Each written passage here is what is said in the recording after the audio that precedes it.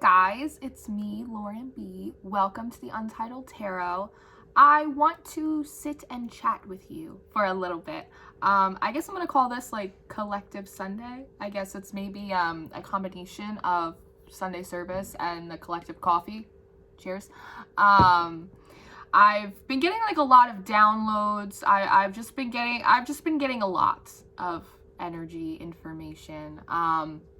And it seems to be collective week over here. I've seen a lot of collective messages going out on YouTube. There's a lot of different ones going on like Twitter, Instagram. There's just like a lot. There's just like a collective is the name of the game this week. So I guess it's my turn. To speak. Maybe that is my fault. I've been getting a lot of information for a long time, and maybe I've been sitting on it. Maybe I've been, I thought I was expressing it, but maybe I was doing it like too subtly. Something about me, fun fact, is I've had to work really hard personally on trying to find like a middle ground in my life, in my spirituality, like in my purpose, just the way I express myself. I'm Pisces, so I either come and I have a lot of fire in my chart, so I either come like in like real hot and fast, or like I'm very complacent. Like, so again, like I felt as though I was delivering some of these messages, some of this guidance, but maybe I like wasn't vocal enough. Like maybe I haven't been sharing enough. Maybe I've been too quiet, or probably honestly too insecure. Maybe that I guess I look at other people a lot and I think that they know so much more than I do, like they're so logical, or they have so much more experience, or they're and just always like second guessing myself sometimes, right? I know that's not just me. I know the dog. I know we have to be loyal to our intuition. Yes, we do. Do you see that? This is a llama. This is a llama, by the way. Llamas are symbolic of hardiness, persevering through harsh climates. And I've personally been going through a kind of a harsh climate in the last, probably the last year or so. I mean, it's 2020, so we've all been going through a harsh climate. I know, you're so beautiful. I know, I love you so much. You gotta sit down though. You gotta sit down, because then you scratch me and then I break out in hives. And then that's a problem. I know. Get down, sit. She's cute. Her name is Ginger. She is very, very cute. So yeah, I think a lot of it's been just like insecurity, just like just pull the cards, Lauren. Like, what do you have to share? And there have been times that I've been like very called to like make a public stand on something. Like I did that a few times in the summer. I haven't really done it in a while. Always just like, I don't know, thinking everyone has it like more figured out than me, right? Like they have more room or more of a right to speak on certain things than I do, despite like everything that I do and that I am, right? And so, and I'm always very conscious of not coming off like a know-it-all. Like I'm an A-type personality. Like I've always been a perfectionist, like teacher's pet kind of thing. I caught a lot of shit for that growing up. So I always try and just kind of be quiet, right? Because I'm also like a weird person. Like my whole life, people have always like pointed me out as being like the weird kid in class. Even at 29 years old, people are still like, Lauren, you're a little different. You're a little strange, So I guess there's maybe like an initial like reaction from me as well to always kind of like make myself small and put myself in a box, right? Like forgetting that like I have a voice and like I have room at the table. Like there's a seat for me at the table. God put it there for me to use it, right? So maybe it's just me not being super confident in my right to speak. But a lot of what I've been getting lately is like, speak up, Lauren. Like we're giving you things. They're not just for you. And then, there's been this slew of collective messages that have been coming out this week. And they're really indicative of stuff that I've been getting for a long time. And I just wasn't really speaking it or not loudly enough, or maybe just like not confidently enough, right? And there's, you know, and I've mentioned it a few times if you've seen some of my comments floating around, about like birthing pains and contractions.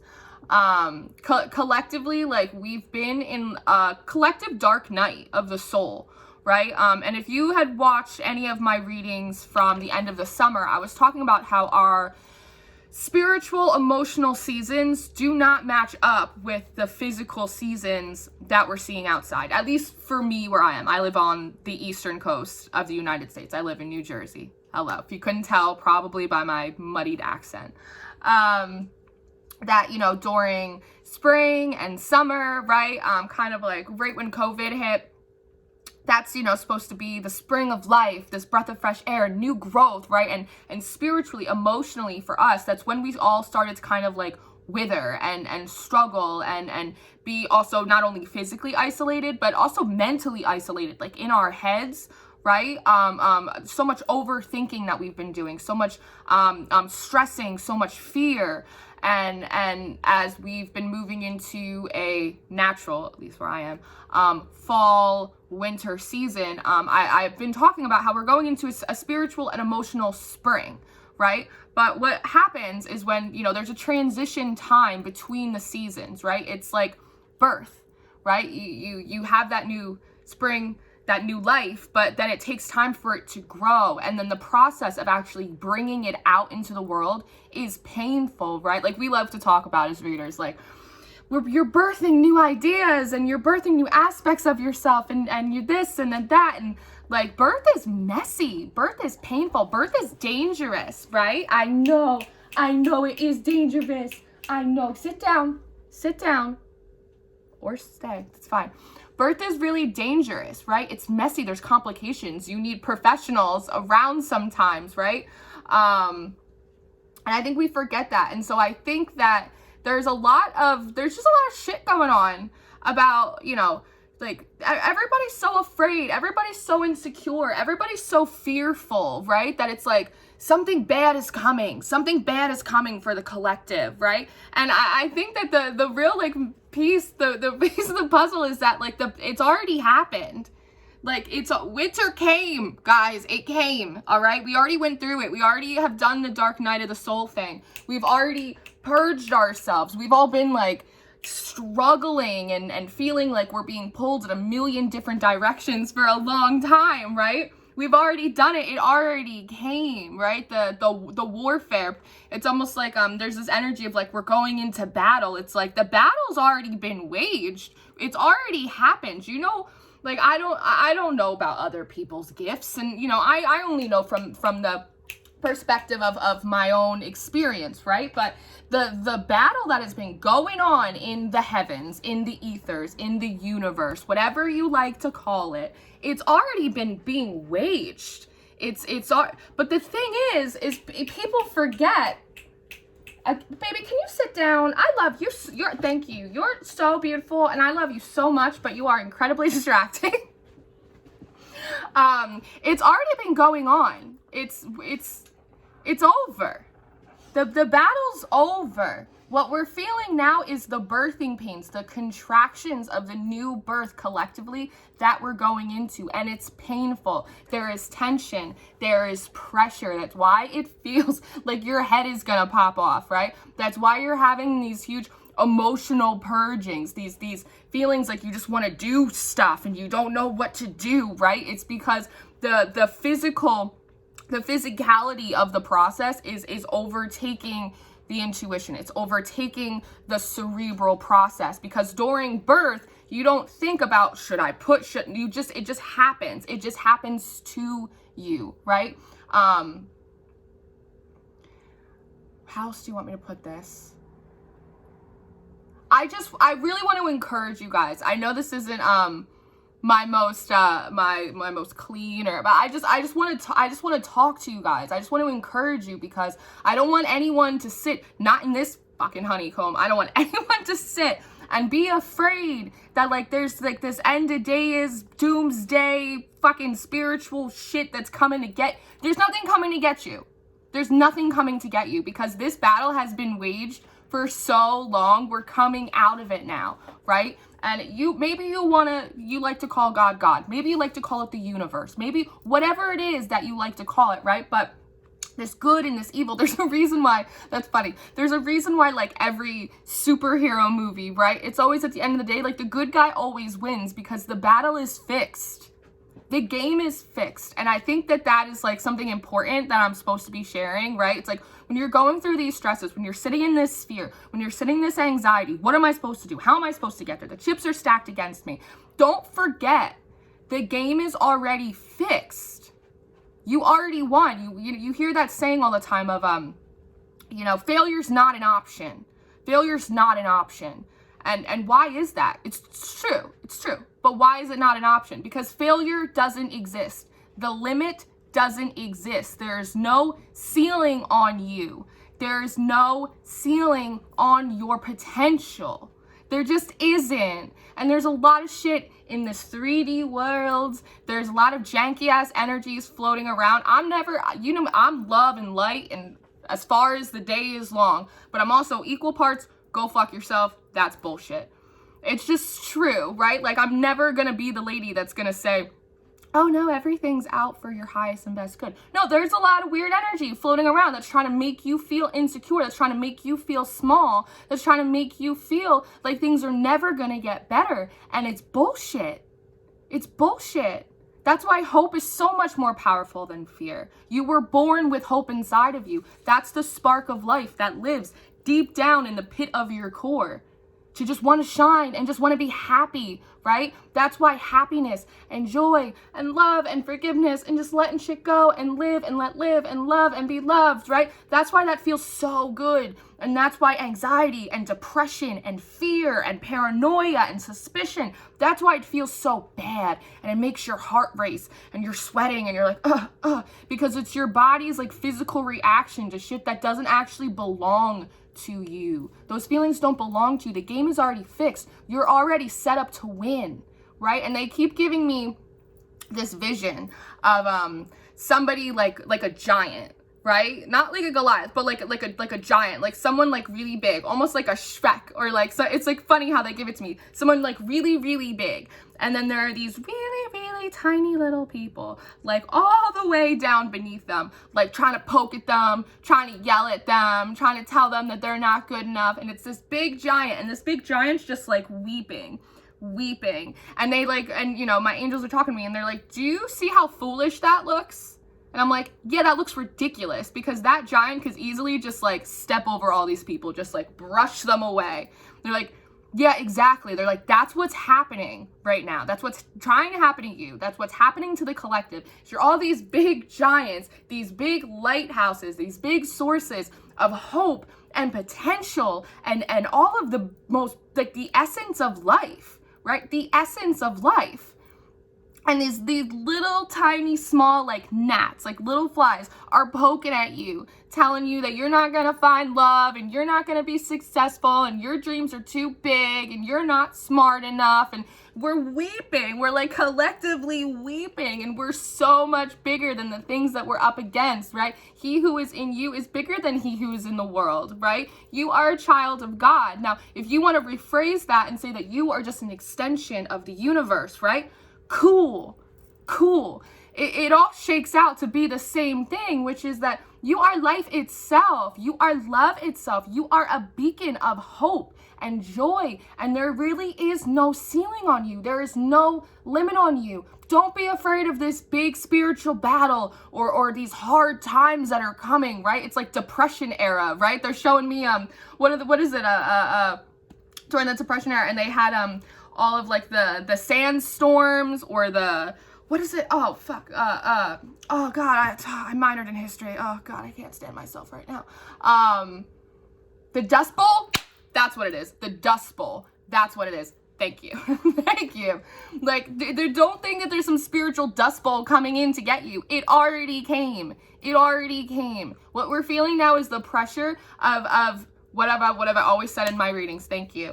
It's, you take a rock, you put pressure under it, right? And it becomes a diamond. That is what's happening. We're shining bright like diamonds, like a friggin' Rihanna song. But there's a pressure in that, right? There's heat. there's an alchemization, there's magic. And part of this unveiling that's happening is to show you that you are magic, that you are life itself, that there is so much more for you than this world, than the internet, than anyone wants to tell you that you are. You have to do things by this time and be this way and make this amount of money and and it's just crap. It's just crap. So what you end up doing is you end up negating all of the things that truly make your heart sing. All of your dreams. They're too big, they're too impossible, they're too expensive. I can't do it. But what if there was help for you, right? What if there was help for you? Not just from a reader, not just from a prophet, not just from a minister, not just from your friends, right? That's some kind of motivational program. What if there was help for you? What if you realized that you were this big giant of potential and everything that was making you feel like shit was this big and you were weeping over it? You would feel foolish. You would feel a little ridiculous, because when I see the image in my head, I feel ridiculous. I'm like, who are these people picking on me? What are these energies coming in trying to make me feel like I ain't shit? I was like, no way. I was like, this is ridiculous. God made me big and beautiful and powerful and loving, right? Like, and again, like, I've been getting like I'm putting it in like a funny way, maybe like a parable sort of way, to try and create some levity and explain it in a way that makes you smile and it makes sense a little bit. But don't let anybody fucking come in here and tell you that things are gonna get worse, because they're not. They're getting better. They're getting better every day. There is no such thing as a lost cause. You are not a lost cause. It's not over for you. It's just beginning. It's painful and it's messy, and we gotta lean into it. We gotta lean into the mess. We gotta get ourselves out of there, right? But it's happening. Things are getting better. No one is a lost cause. Your dreams are still possible. God wants them for you. He wants them for you. Don't let people make you feel like God's out to get you. He's not. He's not. And part of what we need to be doing as a collective is we need to be encouraging each other, right? We could be high vibe and we could do all that kind of stuff, and we could acknowledge all the weird janky fucking energy that's floating around, and we could sit in net neutrality, and we could do a million different things. We could flip it and reverse it. But at the end of the day, what we really need to be doing is we need to be encouraging each other. We need to be lifting each other up. It's the pursuit of happiness, right? We let each other fall and we let each other flounder, because in these deep hidden places, we feel like we're failures, and in some like sick little twisted way, it makes us feel better to see other people struggling and floundering too. But maybe if just for a minute we just like linked arms for just a second, no one would fall, no one would perish. We wouldn't all be comparing it against each other, competing against each other, feeling like, well, I'm not good enough, but he doesn't seem like he's good enough over there, so at least we're in good company. That's not good company. You are only as strong as your weakest player. Dogs represent loyalty. We need to be more loyal to each other.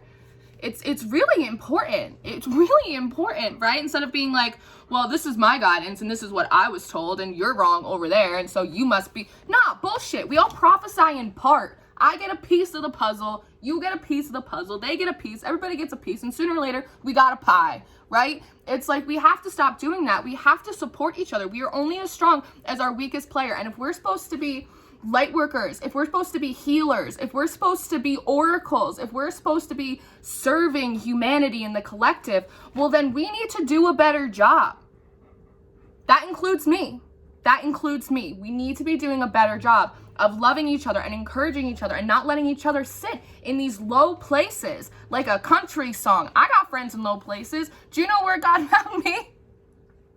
Do you know where he found me? In the lowest of places. It's not just hard times that I faced. They're hard times that I created. Bad things that I did, right? But he found me like the one sheep. And if you read the word, then you know what I'm talking about. He left the 99 and he came to find me. And over time, he worked with me. God doesn't need you to be perfect and you never make a mistake and you don't have bad days and you don't get pissed off. And I get pissed off all the time. I cry, I yell, I scream, I argue with my angels all the time. I'm like, what the fuck? It's okay. The process is messy. It's supposed to be. It's like in the spreads this week that I've been talking about. It's like making art. It never looks good at first. It looks hella crazy. But in the end, it's beautiful because you are beautiful. There's no limit on you. There's so much help available to you. Not just from the community and, like I said, and readers and this and that and the other thing, but from God or the universe or whatever it is that you want to call it. I pick a side. I'm someone that I pick a side, and I know that it's God. That's what I call him. Usually I call him Dad, because for me, that's what he does. He covers me. He protects me. Sometimes he disciplines me, right? He teaches me. He loves me. He takes care of me, right? He has me do weird shit all of the time that doesn't make any sense to me, but couple dominoes down the line, I see how it all shakes out. That's when people say everything works out in the end. Everything happens for a reason, because it does. There's a reason behind the cliches, right? And failure is not an option, because it's not in your destiny to fail. It's not getting worse. It's getting better. It's getting better every day. We are in the pursuit of happiness. And the good news is that happiness is pursuing you too. What you want is looking for you. And it's going to sneak up on you in the most beautiful and glorious of ways. But conversely, we need to do a better job. As people, as a community, as light workers, whatever. We need to do a better job of linking arms. We are only as strong as our weakest player, and we need to pay attention to the weakest of us. Those who are weary, those who are having a hard time, and not just be like, beehive up, get up here, or be like, you gotta go do your shadow work, or we can't be doing that shit. It's not right, and it's beneath us. We're better than that. We need to be doing a better job as students, as teachers, as leaders, and as communicators of what we're getting, because we all get bits and pieces and parts, and if we're not sharing them, and listen, not every bit of information that you get from God, from the universe, is necessarily for you to share at that exact moment. There have been plenty of pieces of guidance that I've gotten, and I've had to sit on them for a while before they were like, it's time, and I'm like, okay, if you say so. It doesn't feel like it's time, but all right, you know? But if we had the ability to work together collectively, work together more as a team, then we could put all of our bits and all of our pieces together and get like a little bit of a fuller picture, and at the same time be helping each other more. I know, this is what I'm talking about. Get down. You're so cute, but you're making me itchy. You need to get down. Yes. So I guess this is what I have to say. The readings are changing a little bit. I'm still doing my thing. You know me. Ain't nobody gonna tell me nothing. But it's like this week the spreads are a little bit more instructional, helping you to like grow your intuition and all that stuff. Try to teach a man to fish. Teach a man to fish. So, guys, I guess that's what I have. It's not super linear. It's not very clean, but it's a little messy, just like the rest of us. But this is some of the stuff that I've been getting. This is some of the stuff I've really been thinking about, my sort of food for thought that I've been mulling over. And like I said, more than anything else, like, I just want to encourage you. Don't feed into the bullshit. Don't do it. We got to be better. We got to work together better. And more than anything else, you got to be optimistic. The best days really are ahead of us. They're not behind us. Things are not getting worse. We've just been a little bit veiled from the extent of how serious these battles have been behind the curtain. But it's getting better. I promise you. You're not behind the times. You're ahead of the curve. So, getting back to the coal mine. Gonna finish out these readings. Back to work, Lauren, back to work. But I love you. I love you all very much. And if you need anything from me, you have my email. Some of you message me on Instagram. Some of you email me. You can come and you can talk to me. We're all here for each other. I love you. So until I see you next time, as always, stay prayed up, stay blessed, stay optimistic. I'll see you soon.